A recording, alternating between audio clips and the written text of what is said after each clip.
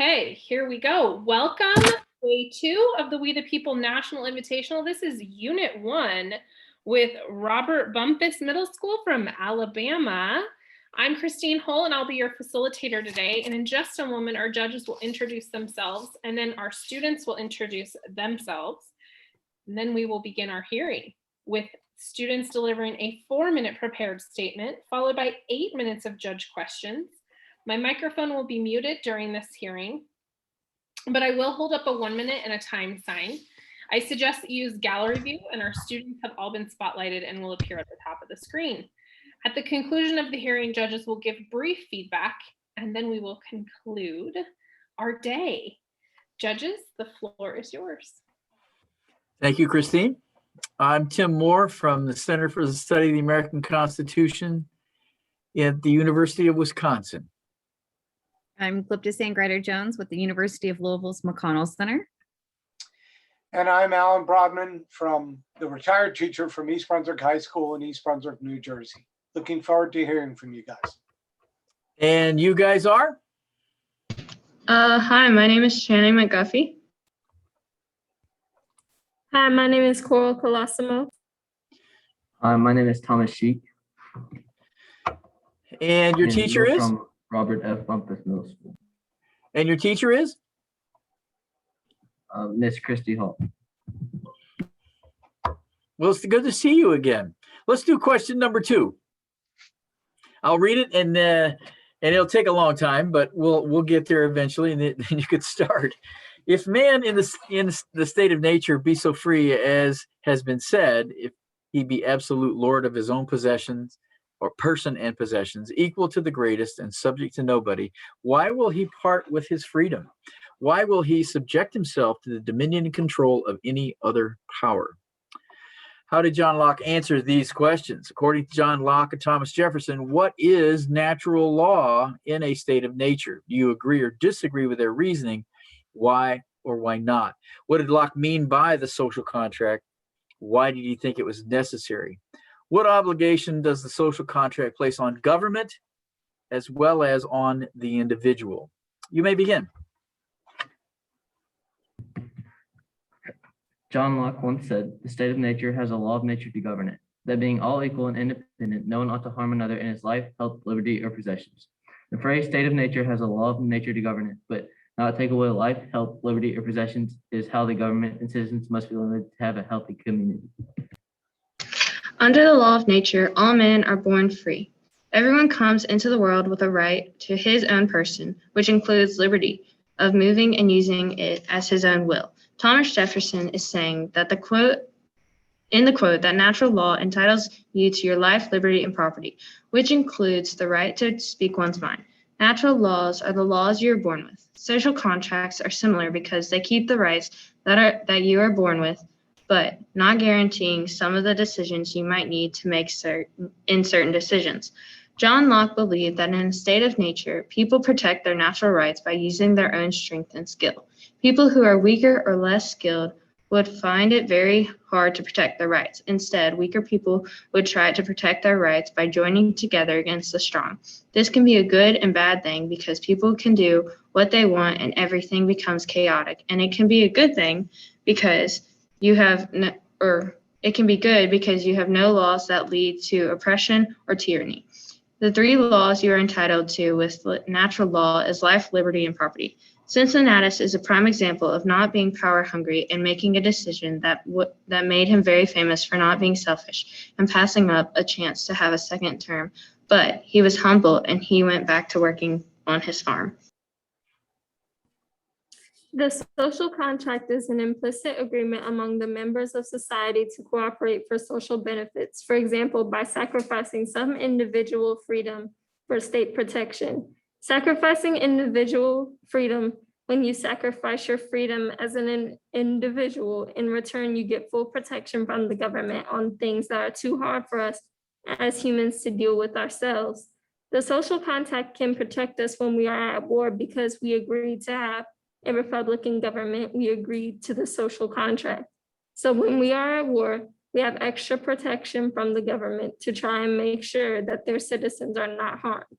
It can also protect us from having to have random people stay in our house that we do not even know. John Locke's version of social contract theory is striking in saying that the only right people give up in order to enter into civil society and its benefits is to punish other people for violating rights. Locke's version of the social contract is saying the only right you give up by agreeing to a civil society is getting punished for not following laws. This quote explains that you will not lose your basic rights because of the social contract, and it also states that you also have the right to go for slightly more than you are straight up given. We hold these truths to be self-evident that all men are created equal, that they are endowed by their creator with certain unalienable rights, that among these are life, liberty, and the pursuit of happiness. What man loses by the social contract is his natural liberty and unlimited right to everything he tries to get and succeeds in getting. What he gains is his civil liberty and the proprietorship to all he possesses. Without the social contract, there would be many problems. Citizens would most likely not respect the basic rights of other citizens, and that could cause mass chaos that could be avoided. Citizens having too much power, which they could choose to not follow laws and not do things that they should for a good society. And if the government has too much power, they can not use citizens' opinions and their ideas, which can cause an outburst from the citizens at the government. The obligations the social contract puts on the government and the individuals are able to make, like being able to do whatever you want in any given situation. An example of this would be a library or a school, because a library needs to be quiet and the school has rules to manage students and try to teach them good etiquette in other schools. In Alabama, we listen to what. Go ahead and finish the sentence. In Alabama, we listen to what our governor says. For example, we had a mask mandate, and now it is lifted. Now public people have the choice whether or not they want to wear their mask. Thank you. Alan, you want to start out? Sure. I'd like us to focus in on this idea that you basically talked about, the idea that government's purpose is the protection of rights. Okay. But I want to ask you, and taking that as a given, that is the purpose of government, when is it appropriate, or is there any point at which it's appropriate that government should be able to limit my rights?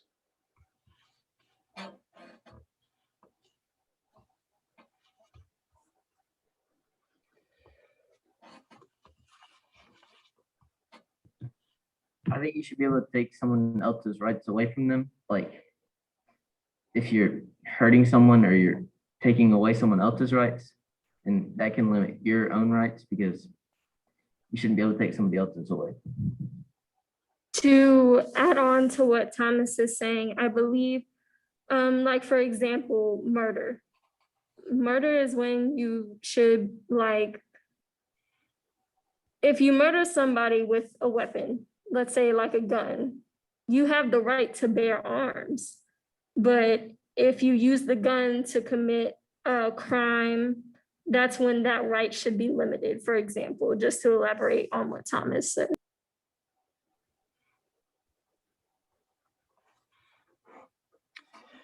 Do you think there's anywhere there? Do you think there's a state of nature anywhere right now?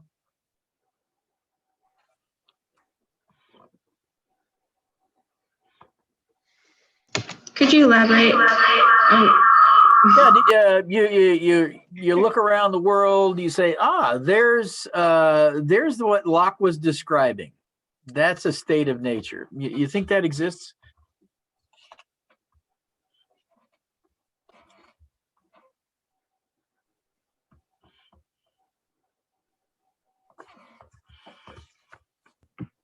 I don't think it happens largely like in a big group, but I think some people do possess like what he was thinking, like by describing a state of nature. Well, let me refine the question a little bit. If I went out in a very, very remote part of Alabama and I set up a little log cabin, and there are no roads, no electricity, have I abandoned the social contract and retreated into a state of nature?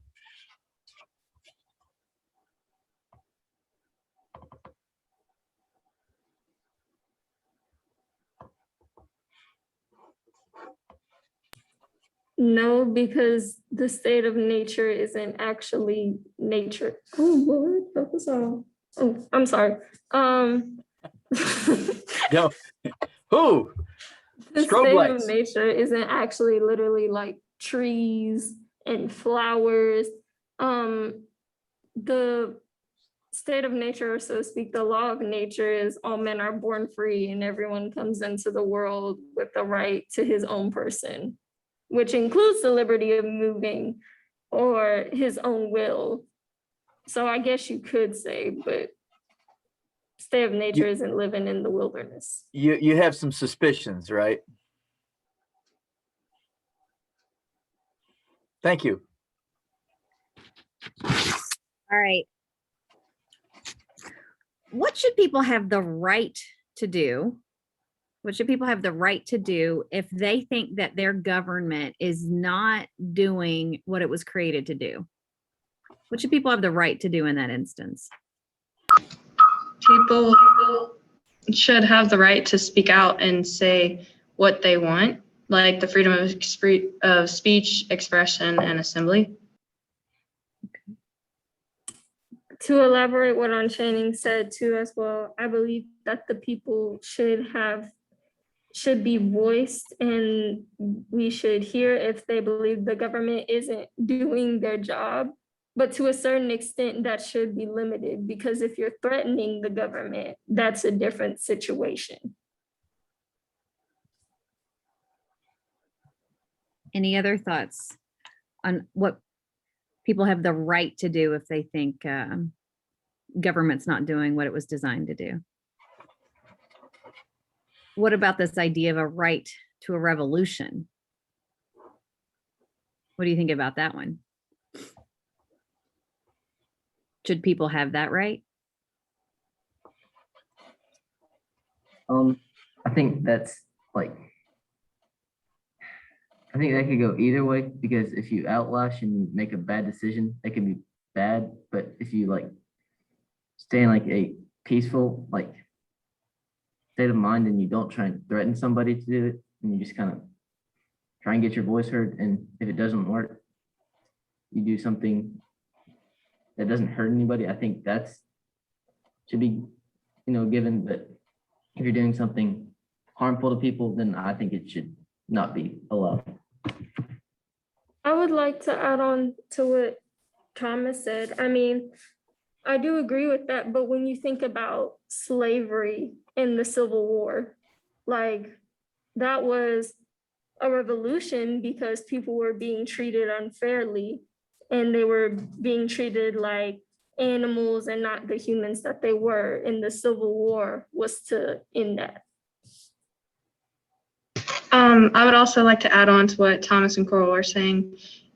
You asked if people should have the right to revolution, and I think they should, but to a certain extent. And Abraham Lincoln said something along the lines of like, the freedom of expression is a substitute, or is a constitutional substitute for revolution. And I agree with that, because revolution is very like harsh term, but also you can have other ways of expressing yourself.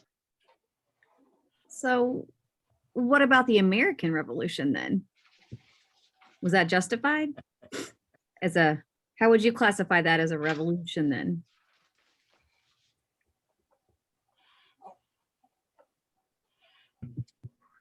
I think it was justified because their voice wasn't being heard and they needed to do something to change that. So having an outlash like that, I think, was necessary to make their voice heard.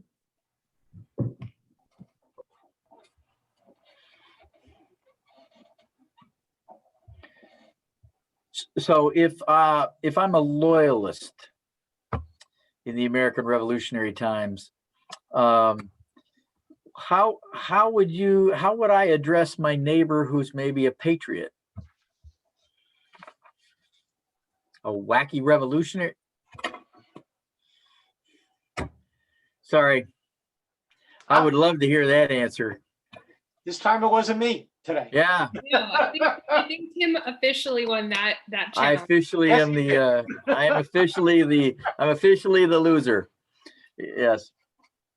Well, let's give a little feedback. Anybody want to start out, or Glippy, you want to go or not? Sure. I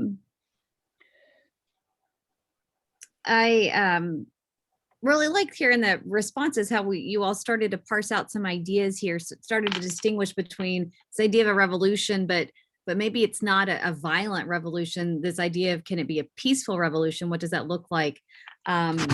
Should you have the right to a revolution?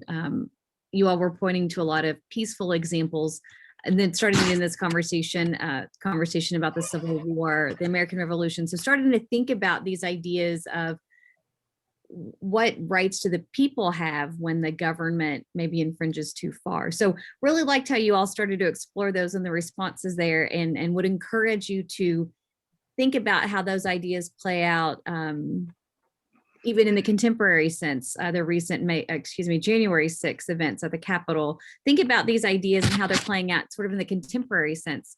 Want to end by saying that I really applaud you all for all of the work you've put in to this weekend, leading up to this weekend. I know you've put a lot of work, hit the book, so to speak, and really done the research. So I really want to applaud you and your teachers and just thank you for that. And I've really enjoyed being here with you all today and yesterday. So just want to say thank you before we end. Yeah, I agree. I think that taking the arguments to its completion, I've been saying that a lot today. So you guys are laying out an idea, and then you're coming up kind of with an example. Make the connection between the idea and the example. Okay. And if we don't give the example, give me the example, because that's going to solidify your argument. Okay. I did like I think you were on top of my question in terms of hurting another. I think that's obviously one of the key places in which that's going to occur. And the example of murder, I thought you brought that in and then brought in the Second Amendment. Mm-hmm. So in that sense, I think you did a nice job with that. The revolution ones get a whole lot harder. So if we hadn't gotten to the American Revolution, I might have gone back to the Civil War and said, okay, so was Lincoln wrong? Okay, should the South have been able to secede? Did it meet the criteria that you have for a revolution? Is secession revolution? So again, the beauty of these things is there's so many things to play with here, and this question in particular. So I think you need to be commended because the depth that you need to understand here is significant. Okay, there's a lot of information here, and I think you showed us the strong work that you did. So again, you need to be congratulated, and your teacher needs to be congratulated. Thank you. Yeah, it's been great to meet you and chat with you a little bit on the weekend. There's a couple of interesting things in this presentation that got me thinking in a little bit different way. I liked when you talk about the Third Amendment. Hey, there's a violation of an agreement, and my house is not being protected during the revolution, and voila, we have the Third Amendment. So I thought that was interesting. And also, when we asked you about, well, what about the right to revolution? The initial response is, well, I'm not sure. And then Coral says, but wait a minute, maybe violence is appropriate to end slavery. And then Channing, I think your quotation from Lincoln is very interesting. That speech is a constitutional substitute to revolution. I remember reading that a while back, but I'm glad you brought that out. Now there's an irony because he suspended the press in Baltimore, so it's not like he always lived up to his ideals either. But the use of that quote is very appropriate, and I thought very effective. But again, a few more pieces of information here and there, I think would be appropriate. But thank you for spending some time with us. It's been great. I appreciate it. And good luck.